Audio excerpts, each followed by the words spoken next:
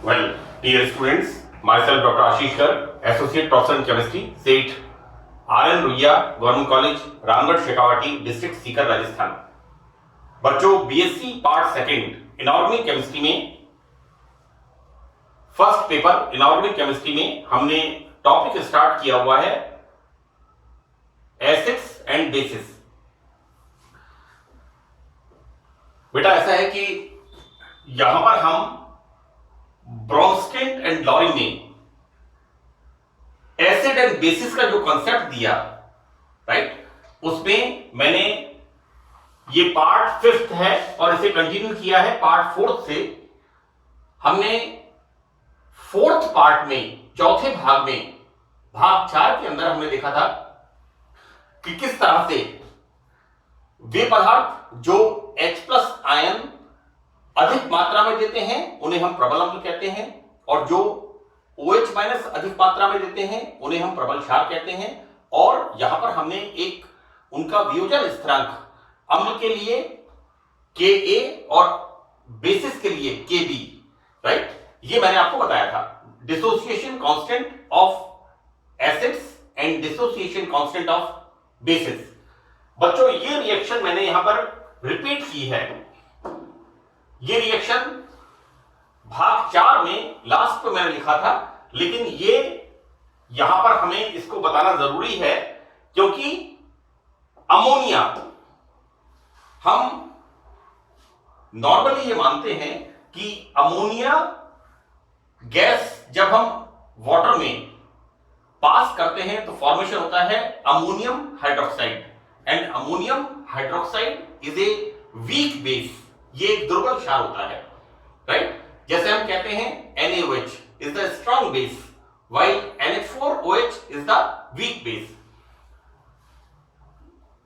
बच्चों, यहां पर एक्वस सॉल्यूशन में, जलीय विलयन में क्षारकों द्वारा प्रोटॉन ग्रहण करने की क्षमता एक साम्य स्थिरांक से हम प्रदर्शित करते हैं। देखो बेटा, अमोनिया कैसा नेचर शो कर रहा है, यहां पर बेसिक नेचर शो कर रहा है, और यहां पर जल यहां पर प्रोटॉन H+ रिलीज कर रहा है। बच्चों, यहां पर क्या बनता है, जब हम अमोनिया गैस वाटर में पास करते हैं then formation of ammonium and OH-, right. यानी यहां पर अमोनिया जल से एक प्रोटॉन एक्सेप्ट करता है और अमोनियम का फॉर्मेशन होता है। बच्चों, this act as a base, right, और ये क्या बनेगा इसका, इस बेस का, this is the conjugated acid. संयुग्मी क्षार यहां पर बनेगा अमोनियम, जो कि यहां पर प्रोटॉन दे सकता है, राइट। इसको हम बच्चों किस तरह से शो करते हैं, इसका जो क्षारकता स्थिरांक है Kb बराबर NH4+ OH- अपॉन NH3। मैं आपको एक बात बता दूं बच्चों कि ये जितना भी हम ये पढ़ रहे हैं, इसका इनिशियल पार्ट हमने CBSE 12th क्लास में और राजस्थान बोर्ड 12th क्लास में इसका बेसिक पार्ट हमने पढ़ा है, लेकिन यहां पर जितने विस्तार से हम आर्नियस थ्योरी या ब्रोंस्टेड एंड लॉरी थ्योरी या लक्स फ्लड सिद्धांत जो हम आगे पढ़ेंगे, लक्स फ्लड थ्योरी या अदर्स जो हम पढ़ेंगे बच्चों, तो यहां पर थोड़ा सा इसका 14th पार्ट के अंदर एक्सपेंशन किया गया है। This is the Kb। बच्चों, Kb क्या है, क्षारकता स्थिरांक, इसे हम कहें dissociation constant of A base, क्षार के लिए वियोजन स्थिरांक। देखो, यहां पर यदि Kb का मान 1 से कम होता है, Kb इज लेस देन 1, तो जो बेस होता है वो एक दुर्बल प्रोटॉन ग्राही होगा, राइट, और इसका संयुग्मी अम्ल विलयन में कम मात्रा में पाया जाएगा। देखो बच्चों, क्या है कि जब हम जल में अमोनिया के लिए Kb का प्रायोगिक मान कितना होता है, जल में अमोनिया के लिए 1.8 × 10⁵, राइट। इससे पता चलता है कि सामान्य परिस्थितियों में NH3 का बहुत कम अंश, बहुत कम मात्रा जल द्वारा प्रोटोनाइज्ड होता है। और हम क्या कहते हैं कि NH4OH is the weak base. मैंने बच्चों दो एग्जांपल यहां पर दिए, एक ये वाला दिया और एक मैंने इससे पहले एग्जांपल दिया HCl का। तो यहां पर फोर्थ पार्ट में, ये मैं फोर्थ पार्ट को कंटिन्यू यहां पर कर रहा हूं। तो यहां पर बच्चों देखिए कि ये जो एग्जांपल्स हैं, इनसे इस बात का पता चलता है कि जल कैसा है, उभय प्रोटीक, एम्फोप्रोटीक पदार्थ है। अर्थात यह एक ऐसा पदार्थ है जो परिस्थिति के अनुसार, राइट, हम यहां पर एसिड यूज करेंगे या बेस यूज करेंगे, it depends on the condition. ये परिस्थिति के अनुसार अम्ल व क्षारक का कार्य कर सकता है, राइट। देखो बच्चों, यहां पर ये H+ दे रहा है तो एसिड का काम कर रहा है, राइट। लेकिन मैंने फोर्थ पार्ट में जब HCl के साथ H2O की हमने इसको आयनित किया था, HCl को हमने जल के अंदर डिसॉल्व किया था, तो ये क्या करता है, जल HCl से एक H+ लेकर के हाइड्रोक्सोनियम आयन बनाता है। आप इसके लिए फोर्थ पार्ट देखिएगा। तो बच्चों यहां पर it depends on the condition. जल एक एसिड और बेस दोनों की तरह कार्य कर सकता है, इसलिए हम इसे कहते हैं उभय प्रोटीक, एम्फोप्रोटीक कंपाउंड, राइट। बच्चों यहां पर एक जल अणु से, यह बहुत इंपॉर्टेंट चीज है, एक जल अणु से दूसरे जल अणु के प्रोटॉन का स्थानांतरण, this is called auto protolysis. This is called, Hindi में इसे कहते हैं आत्म प्रोटोनोपघटन, आत्म प्रोटोनोपघटन, right. This is auto protolysis. यानी यहां पर एक वाटर मॉलिक्यूल दूसरे वाटर मॉलिक्यूल से एक H+ को एक्सेप्ट करता है, और या इसको हम कहते हैं this is the auto ionisation of the water. और इसको बच्चों हम रिप्रेजेंट करते हैं Kw, this is the dissociation constant of water. Kw जल का वियोजन स्थिरांक है ना, Kw। ये आपने बच्चों, मैं आपको ये सब ये टर्म्स जो हैं Ka, Kb, Kw, ये सब एसिड एंड बेसिस, ये 12th क्लास का पार्ट है। लेकिन हम यहां पर चूंकि ब्रॉन्स्टन एंड लॉरी कंसेप्ट के अंदर ये पढ़ रहे हैं कि acids and bases, weaker acids and weaker basis, stronger acids and stronger acids. तो ब्रॉन्स्टन लॉरी कंसेप्ट किस तरह से इसको एक्सप्लेन करता है। तो बच्चों यहां पर Kw dissociation constant of water, that is इसके बराबर, राइट। यहां पर बच्चों Kw का प्रायोगिक मान 25 डिग्री सेंटीग्रेड टेम्परेचर पर यह होता है 1.02 इंटू 10⁻⁴। अतः शुद्ध जल में H2O अणुओं का छोटा सा भाग आयनों के रूप में वियोजित होता है, राइट। तो बच्चों जैसा मैंने आपको बताया कि यहां पर वाटर इज ए एम्फोप्रोटीक, और यहां पर it depends on the conditions.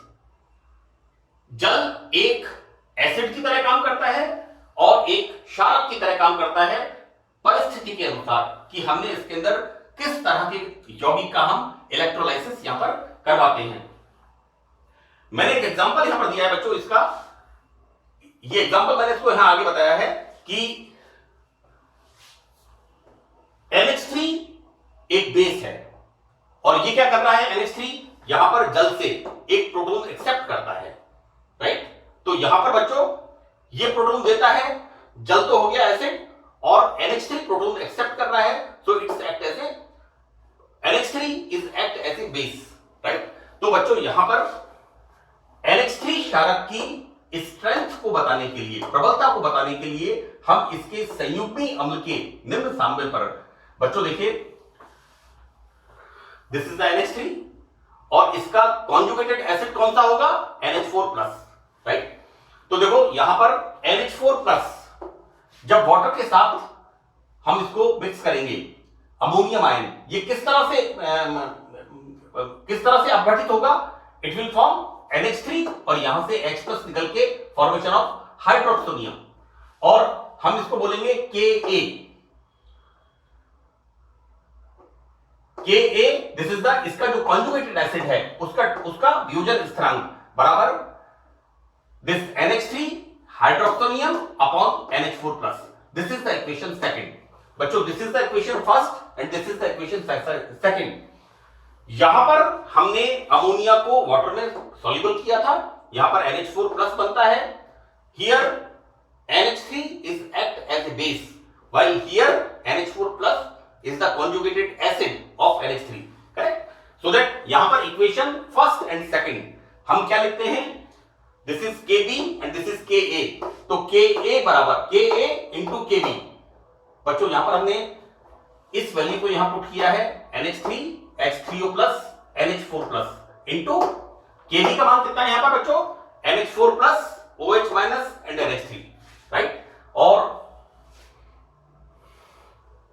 ये बच्चों क्रॉस होता है आपस में और यहां पर बचता क्या है, Ka इंटू Kb बराबर H3O plus dot OH minus, ये बचता है हमारे पास। तो दिस इज द Kw, जैसा मैंने आपको यहां बताया, Kw बराबर H3O plus and OH minus. तो इसका यहां सॉल्यूशन होता है, राइट?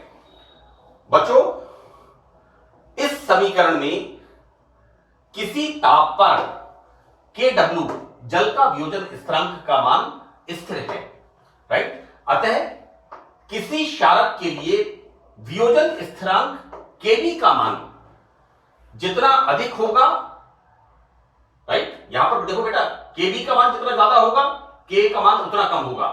तो यहां पर जितना अधिक होगा उसके कॉन्जुगेटेड एसिड के लिए Ka का मान उतना ही कम होगा, राइट? और इसको हम किस तरह से बता सकते हैं, दूसरे शब्दों में एक क्षारक जितना प्रबल होगा उसका संयुग्मी अम्ल उतना ही दुर्बल होगा, right?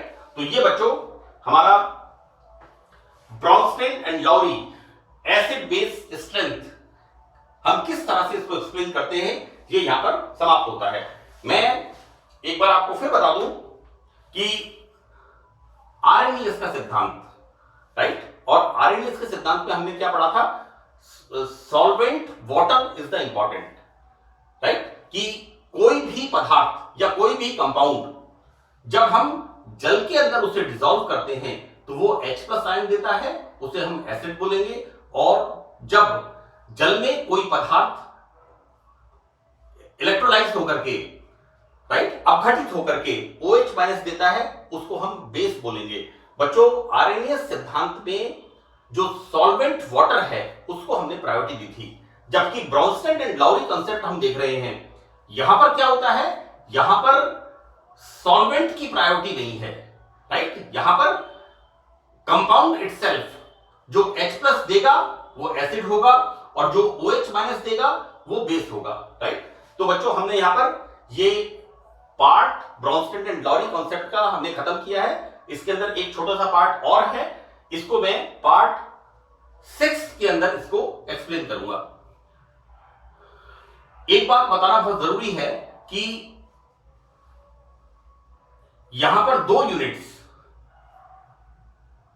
Acids and bases and non aqueous solvent, इसे बोलेंगे अजलीय विलायक, नॉन एक्वस सॉल्वेंट्स। बच्चों इस कंसेप्ट के अंदर आप इनको जितनी बार आप इस लेक्चर को सुनेंगे उतना आपको अच्छा समझ में आएगा, क्योंकि मैंने जब कोऑर्डिनेशन कंपाउंड पढ़ाया था और कोऑर्डिनेशन कंपाउंड के अंदर हमने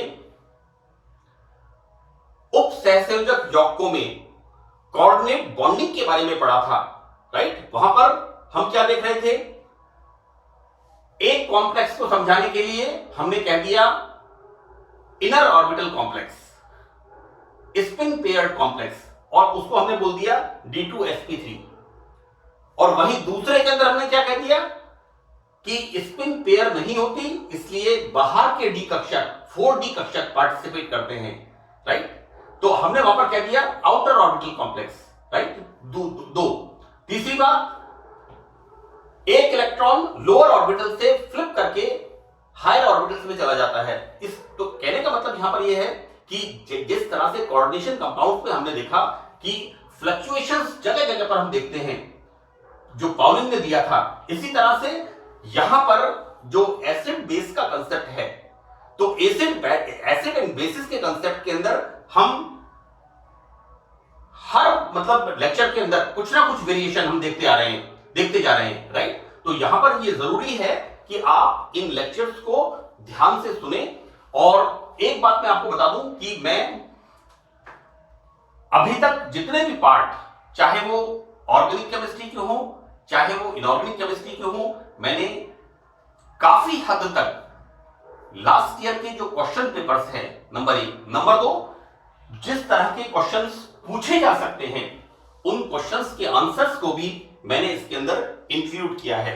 मैं एक छोटा सा एग्जांपल दे दूं कि ट्रांजिशन मेटल कॉम्प्लेक्सेस, संक्रमण तत्व, फर्स्ट ट्रांजिशन सीरीज, राइट। देखो बेटा, उसके अंदर एक सवाल आता है कि डिफाइन ट्रांजिशन मेटल कॉम्प्लेक्सेस। तो मैंने वहां पर करीब एक पूरा पार्ट उसकी डेफिनेशन को एक्सप्लेन करने में लगाया है। और जगह जगह, चाहे वो मैंने लैंथेनाइड्स डाला है, चाहे एक्टिनाइड्स डाला है, चाहे कोऑर्डिनेशन कंपाउंड डाला है, मैंने कोऑर्डिनेशन कंपाउंड्स के अंदर बहुत सारे एग्जांपल, अराउंड 21 एग्जांपल्स मैंने सॉल्व किए हैं जो पिछले सालों के एग्जामिनेशंस के अंदर आए हुए हैं, राइट। तो बच्चों, आप लोग